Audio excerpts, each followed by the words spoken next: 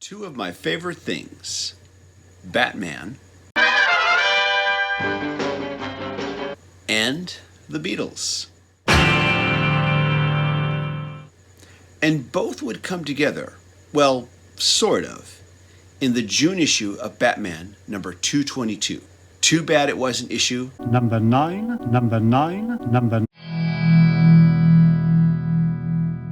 It's 1970, and DC Comics publishes Batman, issue number 222, with the cover story, Dead Till Proven Alive, featuring a cover drawn by the now legendary Neil Adams. On the cover, Batman and Robin watch as four very fab-looking musicians walk away from a gravesite. Batman, speaking to Robin, states, "Here they come. One of them is dead, but which one?" Robin, who is holding up a copy of their latest album, states, "The clue is on their album cover."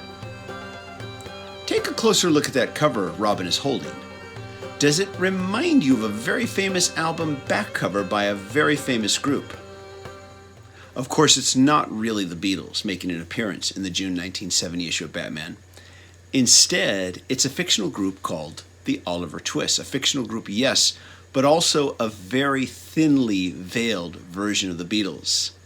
One look at the album cover in Robin's hands is enough of a deliberate nudge nudge, wink wink to the audience to tell you that. Yes, nudge nudge, snap snap, grin grin, wink wink, say no more. Now, before we dive into the story, I want to give a bit of historical context.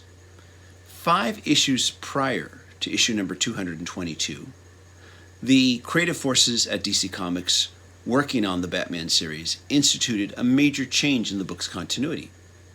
In what looks like an effort to distance the book from the recently canceled campy TV series, the creative forces decided to get rid of Robin. No, they didn't kill him. They just graduated him from high school and sent him off to college so that Batman could start working alone again.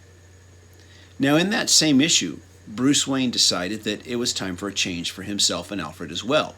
So he tells Alfred to close at the Batcave and the mansion, and they move out to the city and into a penthouse apartment above Wayne Enterprises. This happened in the December 1969 issue, number 217. And it was this simple continuity change that began to set the stages for a Batman who would grow darker and darker and darker. But that's a story for another time. Also in 1970, the Beatles' final album, Let It Be, was released just a few months prior. And in addition, the band had already called it quits. I should also add that the Paul is dead conspiracy theory had begun to circulate a year earlier, and in 1970 was definitely a thing that music fans speculated about. Now, in case you don't remember any of this, Paul is Dead was an urban legend / myth / conspiracy theory that actually existed. The claim purported that Paul McCartney had died in a car crash in 1966 and that the other Beatles secretly replaced him with a lookalike.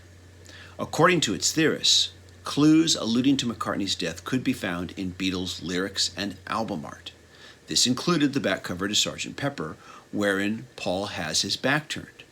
The fact that his back was turned and the coincidence that the lyrics "Without You" from George Harrison's "Within You and Without You" above his head are supposed to imply that the real Paul is dead.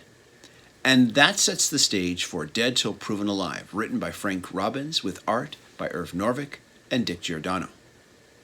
As our story opens, Dick Grayson is attending Hudson University. He and his college buddies are listening to some recordings of the Oliver Twist records, played, I think, backwards or maybe slower or faster, I can't remember exactly. But doing so allows him and his friends to hear a hidden clue alluding to the death of the group's bassist, named Saul Cartwright.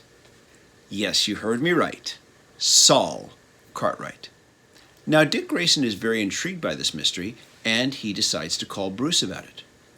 At this same time, we also find out that Bruce Wayne is a major stockholder in Eden Records, the fictional band's fictional record label.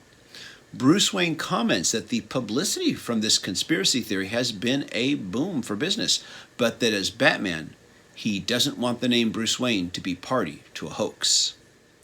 So he's definitely intrigued to get down to the bottom of this mystery too. Apparently, he has no problem with an extremely convenient plot device though. Incidentally, I should add that in real life, the Paul is dead conspiracy theory was a real boon to the Beatles' back catalog back in the day. So together, Bruce Wayne and Dick Grayson cook up a little plan. Bruce pulls some strings and invites the band to be his guests while they're in Gotham. He even reopens the mansion for them. Their plan is a simple one. Once they get the band in the mansion, they will get a voice recording of the alleged Saul Cartwright impersonator and compare it to an early recording of what they know is the real Saul Cartwright. Now you'd think that this would be easy, but remember, this is 1970 and digital recording gear is just not everywhere in sight the way it is now. But also, the dynamic duo run into some very mysterious opposition along the way. At one point, a mysterious interloper actually attacks Robin from behind. Batman finally resorts to bugging the group's outside calls and taping them. Bruce Wayne doesn't want to be party to a hoax, but he has no problem with illegal wiretapping. It turns out that the mysterious figure who has been thwarting the Cape Crusaders isn't Paul McCartney, Saul Cartwright. No, it's the band's thinly veiled John Lennon, referred to as Glennon. Get it? Lennon? Glennon? Only it turns out his name isn't really Glennon, it's Chumley. He's an imposter. And he's not the only imposter. You see, the big reveal is that it's the other band members that have been replaced by imposters. Saul Cartwright confesses and explains that the other members of the Oliver Twist died in a plane crash a year earlier while taking them to, as Saul puts it, a groove with the mysteries of the East. Yes, it's a deliberate allude to the whole Maharishi thing. Saul Cartwright replaced his now deceased bandmates with 3 unknown lookalikes. He coached them for a year, and they underwent some plastic surgery to help complete the illusion. Saul Cartwright himself dreamed up the the Saul is dead conspiracy theory as a decoy to focus the curiosity on him and not his imposter bandmates. But apparently, Glennon's impersonator, Chumley, was willing to go to any length to preserve the illusion and his newfound fame and fortune, including attacking Dick Grayson and the use of firearms. All in all, it's a pretty cool reveal, and it's something that no one in the real world buying into the Paul is dead theory would have probably ever considered. Admittedly, it's kind of ridiculous just how much difficulty Dick and Bruce run into trying to get a tape recording of Saul's voice, and there also seems to be a lot of difficulty squeezing any action out of this story. Batman issue number 222 is in no way one of the best Batman stories I've ever read. But as a Beatles fan, it's a lot of fun catching all the different Beatle references sprinkled throughout the book.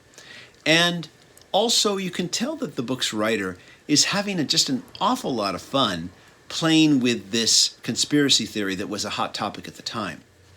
The Paul is dead conspiracy theory will every now and again resurface, and over the years it has been parodied and referenced in other media.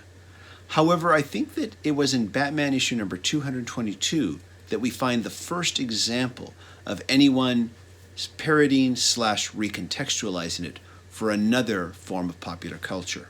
This is TJR, and if you like this video, be sure to click like, click subscribe, and be sure to hit that notifications icon so you can know when I release new videos. Thanks everybody for watching. I'm looking forward to know what you thought of this one, and take care.